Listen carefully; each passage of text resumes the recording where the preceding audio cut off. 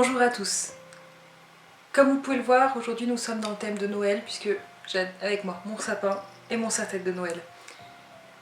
En effet, cette vidéo est la première de la série de Noël et nous commençons par un do it yourself.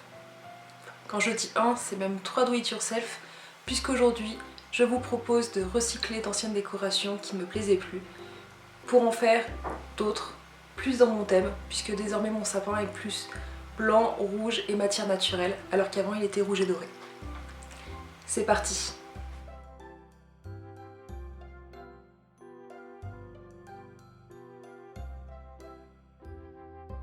Pour ce premier DIY, je vais recycler ce sapin en contreplaqué trouvé l'an dernier chez Jiffy pour moins de 4 €. Je l'ai d'ailleurs revu cette année en boutique. Je l'avais acheté dans l'idée de le relooker l'an dernier car je n'étais pas fan du texte, mais je n'en avais pas eu le temps, donc je m'y suis attelée cette année. Pour commencer, j'ai peint tout le sapin en blanc avec de la peinture acrylique afin de lui donner une couleur totalement homogène. J'ai alterné pour cela pinceau plat et rouleau en mousse pour avoir le meilleur rendu possible. Et il m'aura fallu 4 couches je crois pour que ce soit le plus opaque possible. Et même avec ça, il y a quelques planches où on distingue encore le texte. J'ai l'impression que sur une planche notamment, le texte a un très léger relief que je n'ai pas réussi à faire disparaître. On le verra un petit peu plus tard. Ensuite, j'ai délimité avec du scotch de peintre les planches que je souhaitais peindre en rouge.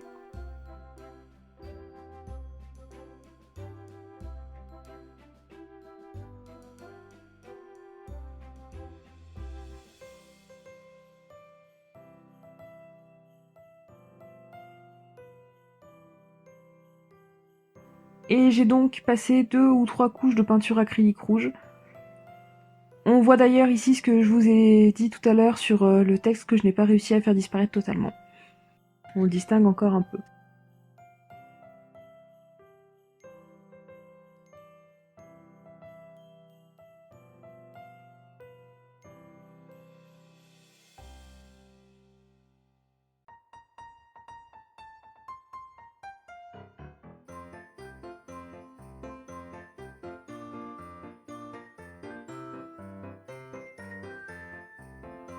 Ensuite, j'ai imprimé le texte que je souhaitais écrire avec la police qui me convenait et j'ai découpé avec un cutter de précision chacune des lettres afin de réaliser une sorte de pochoir. J'ai vidé l'intérieur des lettres.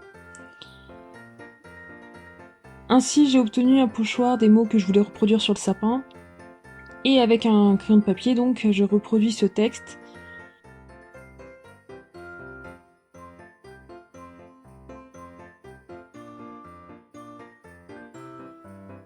Et ensuite, je repasse les différents mots avec un feutre Posca. Donc un Posca rouge sur les planches blanches et un Posca blanc sur les planches rouges.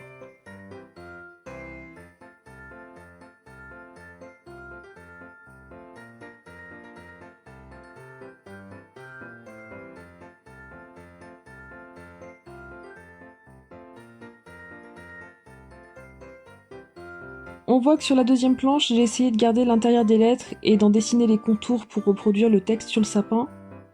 J'ai trouvé ces techniques plus fastidieuses et moins réussies que de vider l'intérieur des lettres pour former un pochoir. Je n'ai donc pas utilisé plus longtemps. Ensuite, j'ai repassé une couche de Posca sur le texte quand c'était nécessaire, quand il n'était pas assez opaque.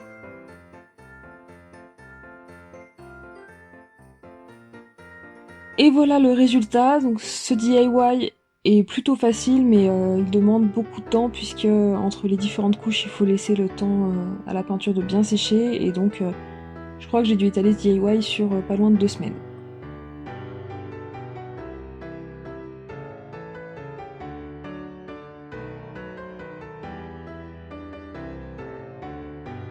Il faut savoir que depuis l'an dernier, j'essaye de mettre plus de blanc et de bois de matière dite naturelle dans mon sapin, qui jusqu'alors était rouge, or et argenté.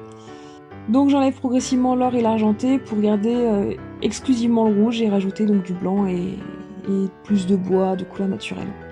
Donc progressivement, je change ma déco en rachetant certaines décorations, mais pour que ça soit un peu moins cher, j'ai décidé d'en créer aussi moi-même, en relookant 2 lots de boules que j'ai trouvé chez Action, donc 2 lots de 6 boules, qui sont à moins de 2 € chacun. Pour ma première création, j'ai repris une idée de la chaîne Baïs Nata qui utilisait une technique qu'on voit beaucoup sur les réseaux sociaux. C'est celle de mélanger de la peinture avec du bicarbonate de soude pour obtenir quelque chose de granuleux, de texturé.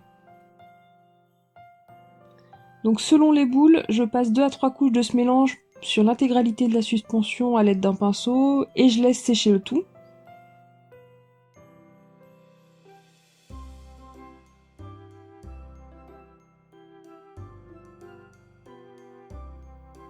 Pendant que ça sèche, je prends un ruban rouge de 20 cm environ, je forme 2 boucles côte à côte et je les noue comme un lacet afin d'obtenir un joli nœud.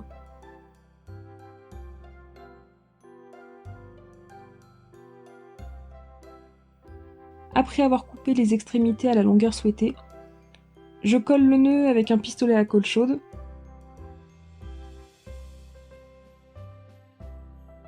Et je colle aussi les extrémités pour qu'elles tombent bien sur la boule et qu'elles gardent le mouvement qui me plaisait le plus.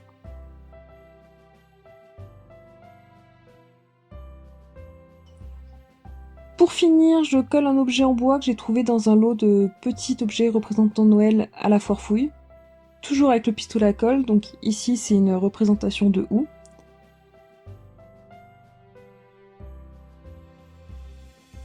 Je n'ai plus qu'à passer un fil dans la boule pour pouvoir l'accrocher au sapin et le tour est joué.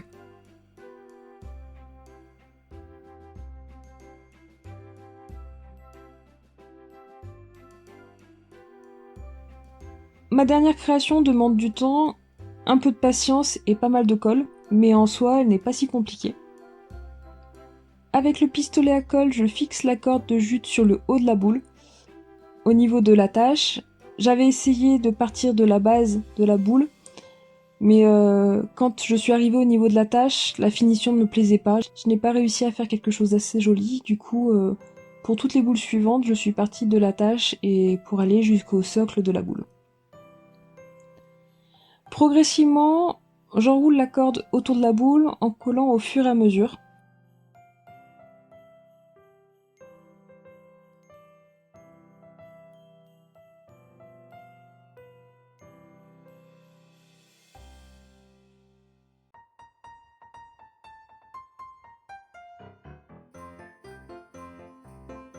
Il faut quand même être assez rapide car la colle refroidit et durcit assez vite. Et je veille à bien serrer les brins entre eux au fur et à mesure des tours, mais malgré mes précautions, on arrive encore à apercevoir un peu la boule entre 2 tours de corde. Et j'ai trouvé que c'était un peu moins simple au moment où on passait la partie la plus large de la boule. La corde avait plus tendance à se détendre puisqu'on passait sur des choses qui se rétrécissaient, et donc il fallait être beaucoup plus vigilant, y aller très progressivement. Une fois que la totalité de la boule est recouverte, il ne reste plus qu'un tout petit espace.